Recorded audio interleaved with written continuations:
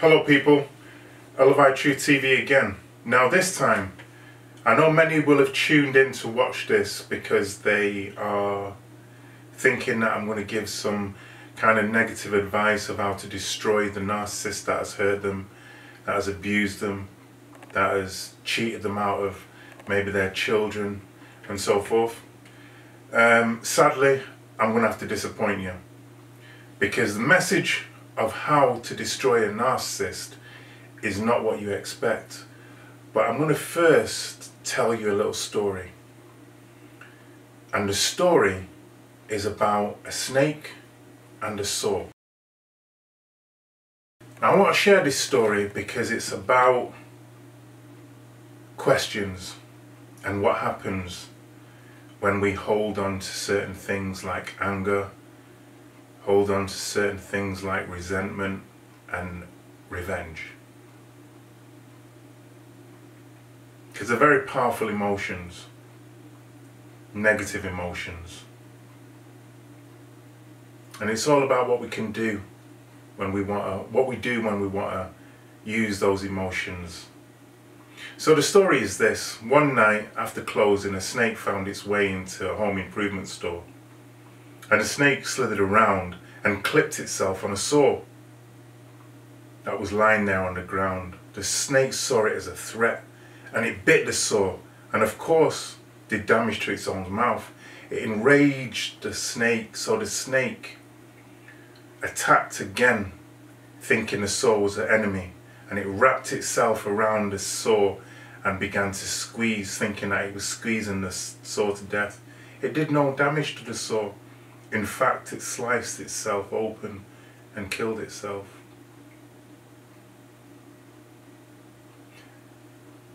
Now, it killed itself by its own anger, by its own rage, by its own resentment. And the story that I want to share with you is this. The narcissist in my life, the mother of my children, has done some horrendous things to me, some really terrible, hurtful things that one would want revenge.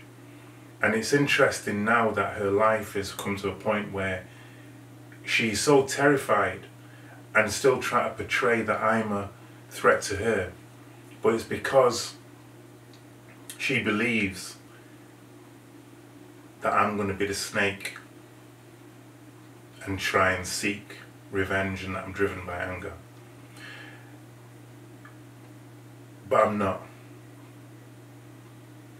I'm going to take you back to an incident that happened in 2008.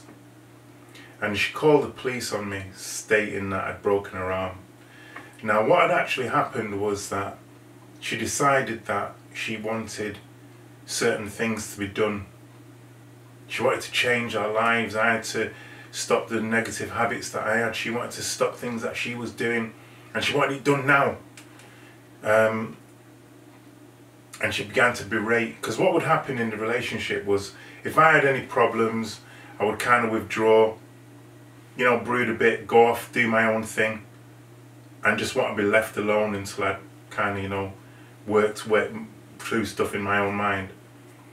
She was different. She used to berate you, follow you around the place, making digs. And this was compounded and got worse when this character that I've mentioned a lot came into our lives, and then other characters to do with capoeira and stuff. I've gone into that in other videos, but I'm focusing on this character because it was important. It was a very pivotal time in the relationship. She would actually use this character to berate me. You do, you this, you that. But here's the thing. In this incident in 2008, she said to the police that I'd broken her arm. And she was,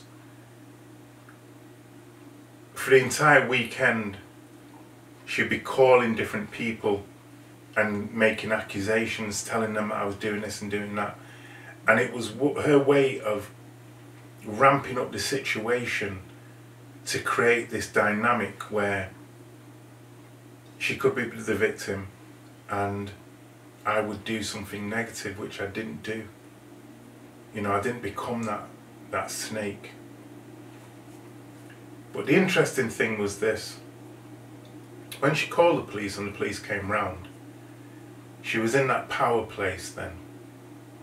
And I remember her saying to the police, search him, because she believed that I'd taken her phone. I didn't. But I remember this, which was important, which was something I should have learned at the time, I should have known. Because this person, Maya Angelou, says these words: when somebody shows you who they are, believe them.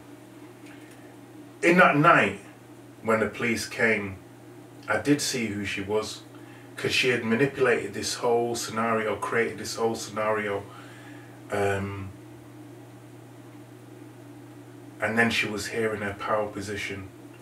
And I remember seeing that there was no, I've said this before, that there was a darkness about her. Her eyes were just dead, no emotions, dark, which a lot of people don't see with her because she wears glasses and it kind of diverts that coldness away. But in this moment it was particularly cold, particularly almost evil looking. And she was telling the police to search me. And I remember the police officer looking at her as if to say, and shook his head like that, as if to say, what kind of person are you? Which was interesting. I didn't think much of the police, but the policeman was thinking so negatively of her, because he knew that I'd done nothing. But here was the thing. They still acted in a way where her orders were complied with, and they didn't search me. They didn't do that. But they did allow her to take my child and left. But the reason I'm telling you this scenario is because of the venom that's constantly in this person. And if at any time I had become the snake and lashed out at her, I would have destroyed myself, not her. Because at every point she has wanted me to become that demon, that devil. I think it can be said like this best. I'm gonna let the legendary Scarface say it for me. You need people like me.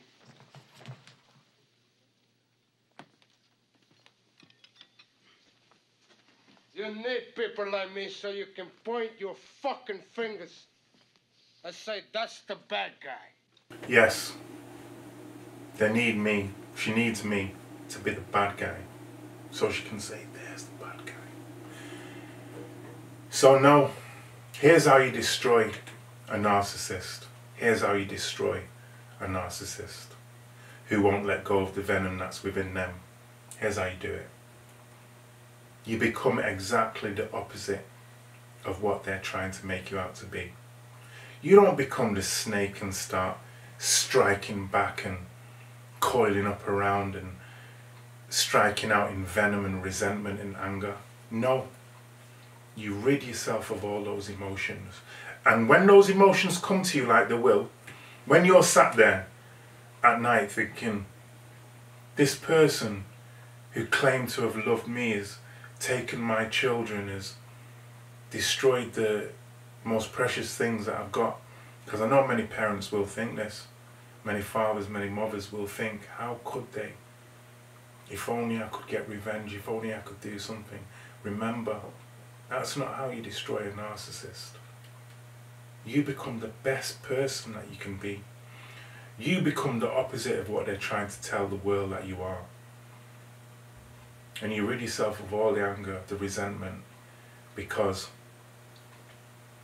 just like the story at the beginning of this, the only person that is going to be destroyed if you carry those emotions and those disgusting, hateful feelings towards another person is you.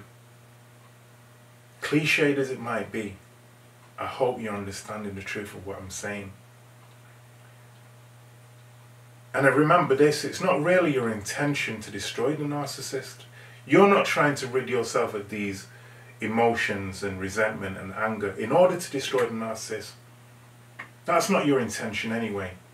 It's a byproduct of you becoming the best person that you can be.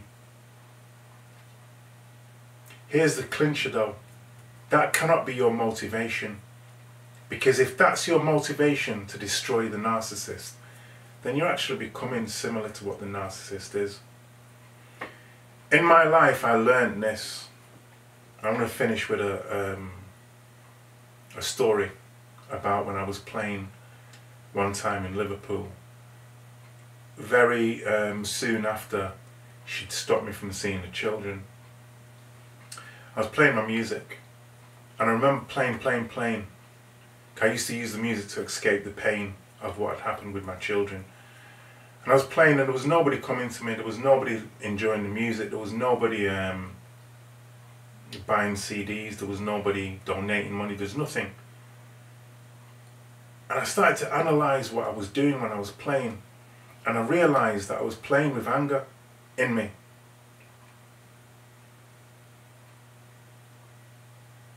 And the deepest realisation was this, that people were picking up on that rage, that anger.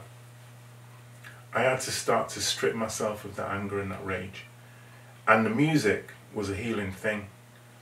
Now, when I play out, I'm able to give people joy, I'm able to give people love and make them smile, make them laugh, and make them enjoy the music. And also, it's a two-way thing. I get that back too.